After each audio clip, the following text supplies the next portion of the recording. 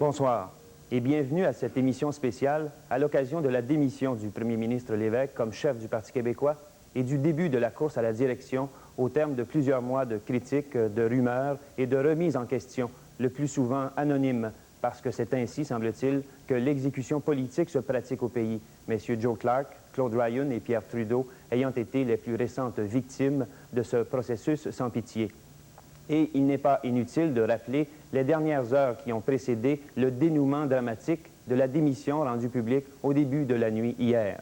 La journée marquant la fin de la session parlementaire s'est ouverte sur l'hommage à René Lévesque à l'occasion de ses 25 ans de vie politique active depuis son adhésion à l'équipe du Tonnerre de Jean Lesage jusqu'à son départ en catastrophe 36 heures avant une réunion du Conseil national du Parti québécois où la contestation de son leadership risquait de prendre une ampleur inégalée.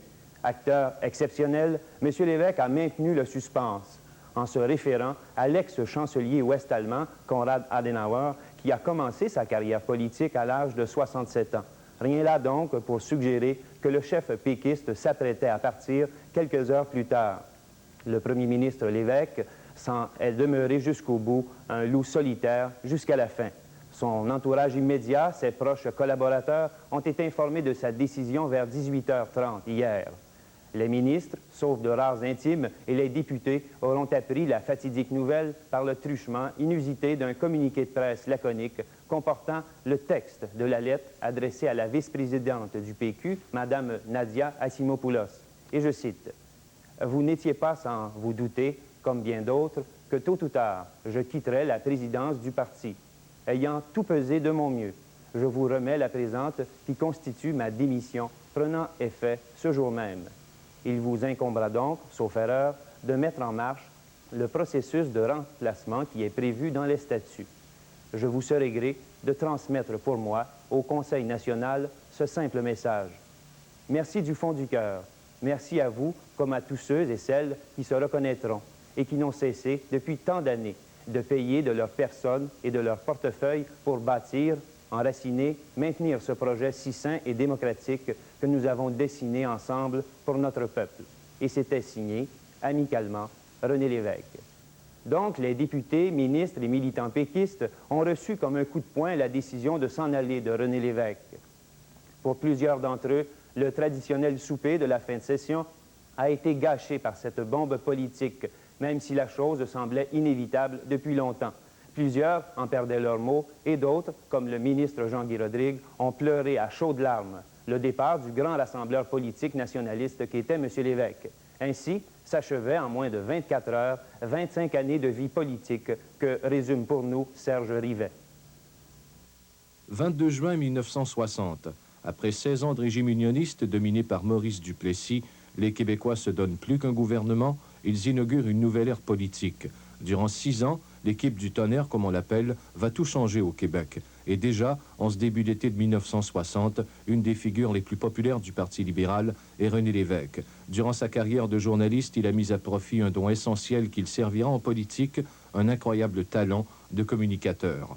Lorsqu'il formera son premier cabinet en 1960, Jean Lesage donnera à René Lévesque le ministère des Travaux publics. Moins d'un an plus tard, il se voit confier le portefeuille des ressources naturelles et c'est là qu'il prendra le premier grand risque de sa carrière politique. La bataille pour la nationalisation de l'électricité commence en 1962. Elle sera difficile non seulement à cause de l'opposition des lobbies financiers, mais aussi des résistances à l'intérieur même du cabinet Lesage. René Lévesque gagnera son point et le 19 septembre, le premier ministre Lesage déclenche des élections dont le thème essentiel sera la nationalisation des compagnies d'électricité. Mais le seul avenir véritable de l'électricité qui permette le maximum de bénéfices et pour les consommateurs individuels et pour l'individu, si vous voulez, le citoyen, et pour les régions au point de vue de leur développement industriel, c'est qu'il y a un réseau électrique le plus unifié possible dans la province.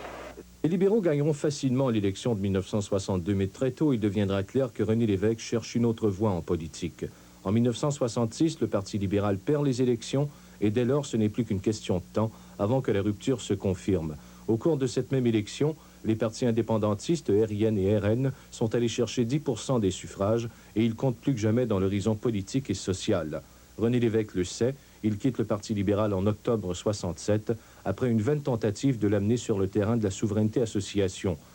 Il fonde peu de temps après le mouvement Souveraineté Association qui, un an plus tard, absorbera le RIN et les autres groupes indépendantistes pour devenir, en octobre 68, le Parti québécois.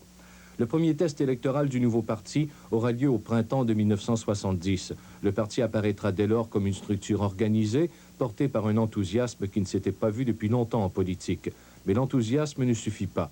Le 29 avril, le nouveau chef du Parti libéral, Robert Bourassa, est élu Premier ministre avec 72 des 110 sièges de l'Assemblée nationale. Le Parti québécois finit second en termes de voix avec 24%, mais dernier en termes de sièges avec 7%. La déception sera encore plus forte 3 ans plus tard. Avec cette fois 30% des suffrages exprimés, le PQ passe de 7 à 6 élus et les libéraux font élire 102 députés. À ce moment, René Lévesque songe sérieusement à démissionner, mais très tôt, le PQ sera relancé dans l'opinion publique et 3 ans plus tard, le 15 novembre 1976, l'impossible se réalise.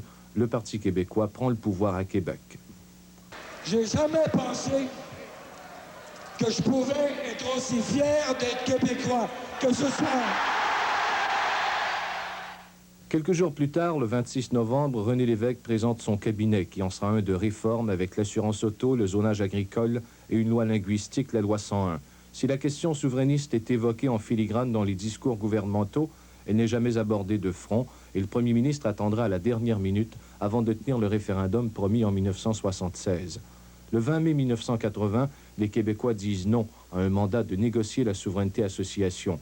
René Lévesque, qui a perdu son pari, même en diluant au possible son projet politique, s'emploie dès lors à préparer la prochaine élection, alors que tout le monde a déjà enterré son parti. Ce pari-là, il le tient. Le 13 avril 1981, le Parti québécois est réélu avec une majorité accrue. 6 mois plus tard, toutefois, René Lévesque subit la pire défaite de sa carrière. Une entente constitutionnelle est signée à Ottawa contre l'avis du Québec, et c'est là que se situe le début de son déclin politique.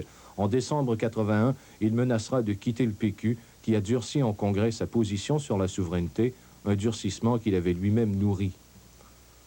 J'ai pensé spontanément à me départir sans tarder de ce rôle de porte-parole et donc de démissionner illico de la présidence du parti.